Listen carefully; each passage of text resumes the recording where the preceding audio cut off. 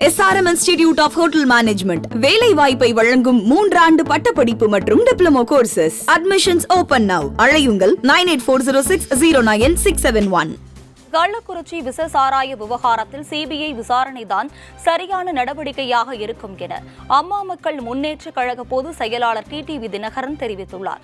விச சாராயத்தை குடித்ததால் உடல்நலம் பாதிக்கப்பட்டு கள்ளக்குறிச்சி மருத்துவமனையில் சிகிச்சை பெற்று வருபவர்களை டிடிவி தினகரன் நேரில் சந்தித்து ஆறுதல் தெரிவித்தார். பின்னர் செய்தியாளர்களுக்கு பேட்டியளித்த அவர் கள்ளக்குறிச்சி சம்பவம் திமுக அரசின் தோல்வியை காட்டுவதாக விமர்சித்தார். உயிரிழந்தோர் குடும்பத்திற்கு 10 லட்சம் ரூபாய் நிவாரணம் வழங்குவது தவறான முன் உதாரணமாக அமைந்துவிடக் கூடாது எனவும், எனவே தமிழக அரசு கவனமுடன் செயல்பட வேண்டும் எனவும் டிடிவி தினகரன் வலியுறுத்தினார். அதனாலதான் சிபிஐ என்கொயரி நடந்தா உண்மை நிலவரம் தெரிய வரும். அதுக்காக தான் எல்லாரும் சிபிஐ என்கொயரி போடணும். ஏன்னா state police failure, intelligence failure.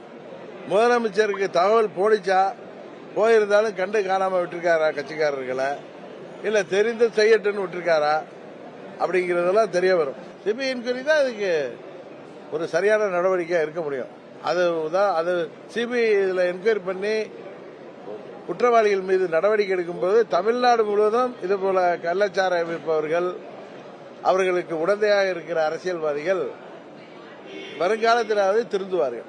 அடுத்தது முதல்வருடைய நடவடிக்கை எப்படி இருக்கு, இங்க பாதிக்கப்பட்ட குடும்பங்களை, பாதிக்கப்பட்டவர்களை இங்க கள்ளக்குறிச்சி பகுதிக்கு இங்க கருணாபுரத்திலேயே அந்த சுற்றிப்பட்ட கிராமங்களையும் விசாரிக்கிறாருன்னு பார்ப்போம். அதுக்கப்புறம் நம்ம என்னன்னு பார்ப்போம். முதல்வர் இனிமேல் இது போல தவறுகள் நடக்காம அரசாங்கத்தை நடத்தணுங்கிறதுக்கான ஒரு சாவு பணி மாதிரி, ஒரு அலாரம் மாதிரி இதை அடிச்சிருக்கு. இன்னும் சரியா நடந்துக்கணுங்கிறது தான் எல்லாருடைய விருப்பம், கோரிக்கை. என்ன செய்யறாருன்னு பார்ப்போம்.